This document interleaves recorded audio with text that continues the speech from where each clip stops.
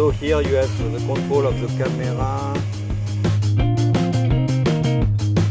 So this one will go up and down, and this one will go left. This one is a start. Some people were a bit afraid. I think they were afraid to crash the equipment, but very quickly they get confident with this kind of new drone technology with a lot of sensors that are avoiding obstacles and this kind of thing. People very quickly get confident, and actually you can almost, I'm sure everybody can pilot this kind of drone very easily. In agriculture, also forestry just because I was in this vegetation mapping tropical coming in Indonesia, it was a reason to come in Indonesia. So at that time we were doing vegetation map in Sumatra, for instance.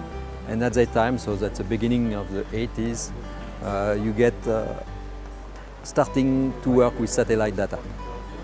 And we realized very quickly that with satellite, sometimes it's difficult to interpret what's exactly on the ground and this kind of thing. So the idea of getting closer to the ground to get a kind of intermediate scale between the satellite and what we see on the ground, for me that's quite natural since so many years.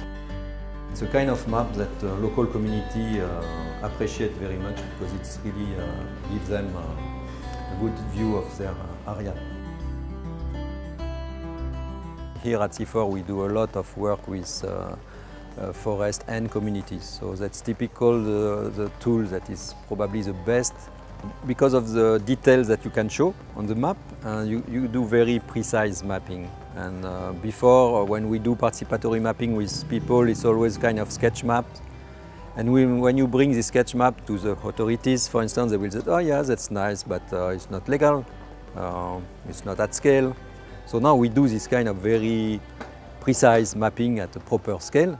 And then it's much better for the community.